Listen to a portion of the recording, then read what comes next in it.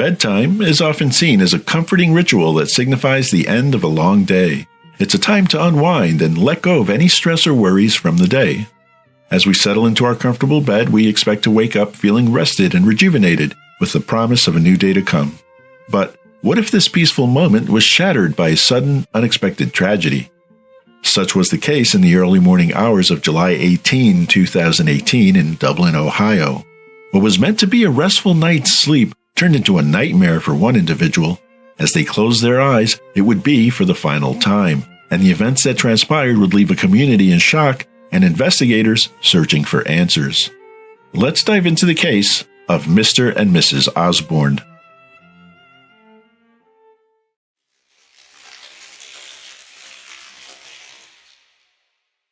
Holly Osborn is a 47-year-old Ohio resident born in April 1976. She spent most of her life in Ohio and some time in New Mexico. Before the events that we are about to discuss, Holly worked as a registered nurse at Mary Rutan Hospital in Bellefontaine, Ohio.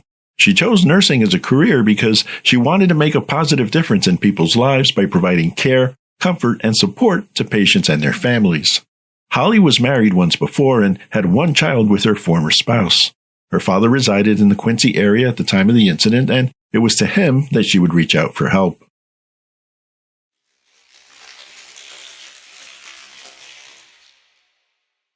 "50-year-old Dr. Christopher Osborn was born on March 17, 1968 in Victorville, California. He graduated from Parkway High School in Rockford, Ohio in 1986 before obtaining a Bachelor of Science in Pharmacy in 1991 from Ohio Northern University. He became a Doctor of Osteopathy through Ohio University Heritage College in 1996 and practiced medicine for 21 years in Springfield, Tennessee and Dublin, Ohio. From the time he was young, Chris had a passion for medicine and helping other people. He once stated, "My philosophy is to put the patient first, provide physical and emotional comfort, and strive for the best care possible." Chris was a highly respected member of the community, holding a position of prestige as an ER physician at Mary Rutan Hospital. He was involved with several other area hospitals and was widely admired for his work in the medical field. Outside of work, Chris had a diverse set of interests that included cooking, playing golf, riding his motorcycle, and cheering on the Ohio State Buckeyes. He was also a devoted father to his 3 children from his previous marriage, and spending time with them was a top priority. However, Chris had another interest that sometimes got him into trouble: his eye for a pretty lady. He was a charismatic individual who could strike up a conversation with anyone, anywhere, and his charm was obvious to those who came across him.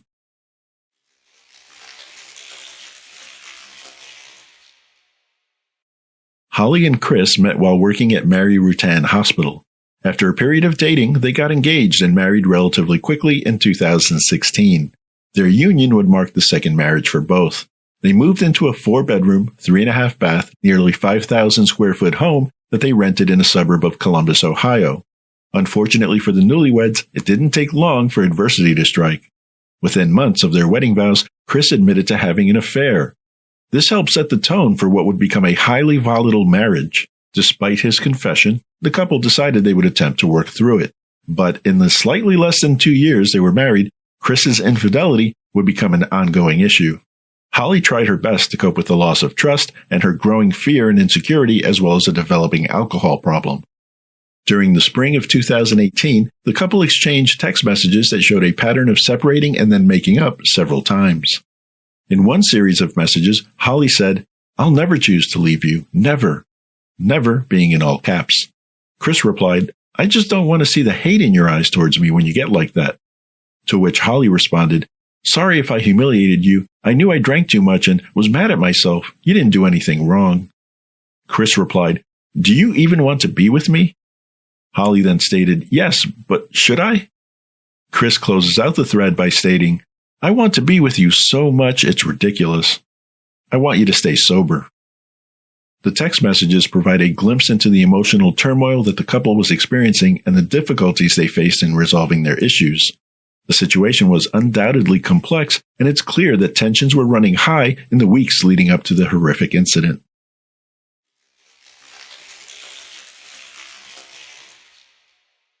On July 13, 2018, Chris enjoyed dinner with friends at a local restaurant.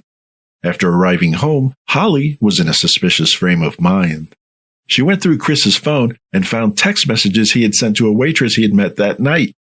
Her fears had been realized, and she had had enough. 3 days later, Holly decided to move out of the house and temporarily stayed with her parents who lived nearby. The next evening, July 17th, Chris had dinner at home with 2 of his adult children, but they noticed he seemed upset and confused. Later that evening, Holly unexpectedly showed up at the house to talk to Chris, and the couple ended up leaving together. They drove to a nearby park and spent hours talking. When they returned to the house, Chris's daughters had already left. Holly decided to stay the night as she had been drinking, but Chris went to bed while she remained awake.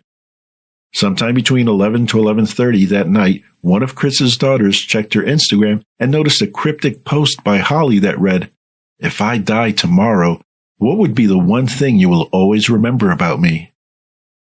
Filled with concern and uncertainty, Chris's daughter immediately texted the cryptic message to her father. However, despite her desperate plea for answers, Chris never responded, and the unsettling feeling lingered. What could it all mean? Then, in the early morning hours of July 18, neighbors reported hearing a series of loud bangs. What happened next would uncover a twisted tale of mystery and tragedy.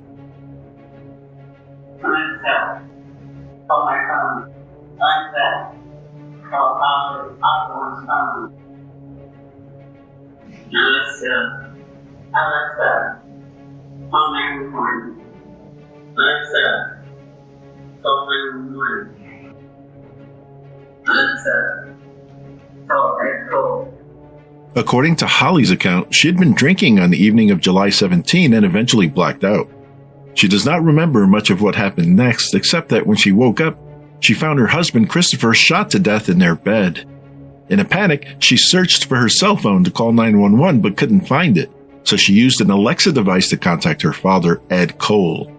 Holly told him what happened and explained that she was too drunk to call the police herself, so her father made the call shortly after 7:30 a.m. Dublin police officers responded promptly to the 911 call and were met at the door by Holly. While they did not detect a strong smell of alcohol, they did observe that Holly appeared disheveled and lethargic in demeanor. The officers found her to be so impaired that they were unable to conduct a proper interview until hours later. One officer stated, "She had glassy and bloodshot eyes. She was slurring her speech incredibly bad to the point I had to ask her to repeat names 2 or 3 times."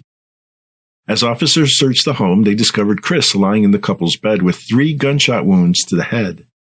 He was pronounced dead at the scene by Washington Township medics. 2 firearms were discovered near the couple's bed, and investigators immediately began conducting interviews. At 3:30 p.m., the Dublin police publicly announced that Christopher's death was the result of a homicide. In response to the seriousness of the crime, the Homicide Division and the Ohio Bureau of Criminal Investigation were also called in to assist. While Holly Osborn was considered the prime suspect from the start, she was not immediately arrested as police worked to gather evidence and build their case. Holly was interrogated by detectives as part of the investigation and was subsequently released.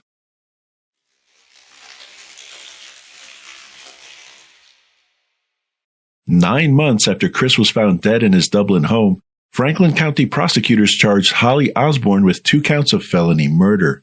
Prosecutors allege she shot and killed her husband at point-blank range after she had discovered Chris's latest infidelity. Investigators explained the delay in arresting Holly was due to a backlog of forensic evidence cases to be tested. Holly was arraigned on Wednesday, April 17, 2019. During the trial, prosecutors presented a case that painted Holly as a jealous wife struggling with alcohol issues, fed up with her husband's infidelity, and consumed by her insecurities. Senior Assistant Prosecuting Attorney Daniel Leonard described the crime in graphic detail, alleging that Holly approached her husband as he slept in their bedroom and shot him 3 times in the head at close range. Forensic experts testified to finding Holly's DNA on the grip and trigger of the gun used in the murder. Moreover, gunshot residue was detected on her hands and eyebrows, and ballistics evidence supported the prosecution's theory of Holly's involvement. The prosecution's case was compelling, leaving the defense with a difficult task. Holly Osborn is not guilty of killing Dr. Osborn. She is not guilty. And I think it's important for us to get up and say that. I understand that the judge told you at the beginning of this case that a trial begins with somebody entering in a not guilty plea. And I understand Mr. Gall got up and talked to you about what that plea means. But it's important for us to tell you eye to eye, face to face. She is not guilty. The court will talk about the burden of proof here. They will tell you that the state has that. The state has told you. We accept that we have to prove this case beyond a reasonable doubt.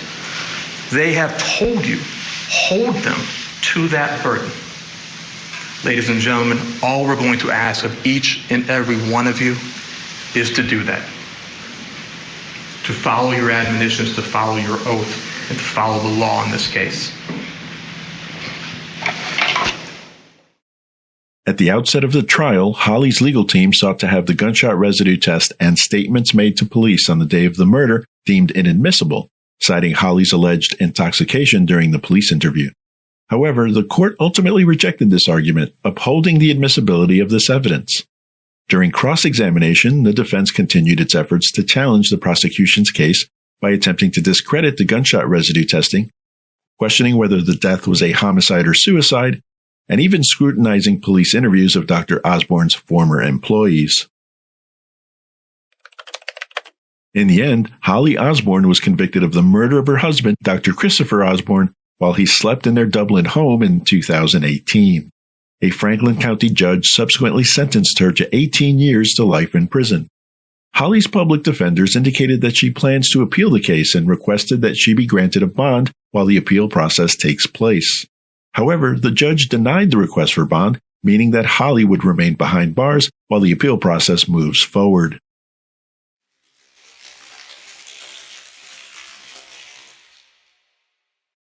The case of Holly and Christopher Osborn is undoubtedly a tragedy, and our thoughts go out to all those affected by this devastating loss of life. It serves as a poignant reminder of the importance of prioritizing mental and emotional health and seeking help when needed to prevent feelings of jealousy, anger, and resentment from escalating to dangerous levels. At the same time, this case also highlights the tireless efforts of law enforcement officials and forensic experts who worked diligently to bring justice to Chris and his family. Through their careful and meticulous investigation, they were able to gather the evidence needed to hold those responsible accountable for their actions. Looking back on this case, it's natural to wonder if there was anything that could have been done differently to prevent such a tragic outcome. While we may never know for sure, it's important to continue the conversation around mental and emotional health and to work together as a community to support those in need. Only through increased awareness, education, and compassion can we hope to reduce the prevalence of incidents like this.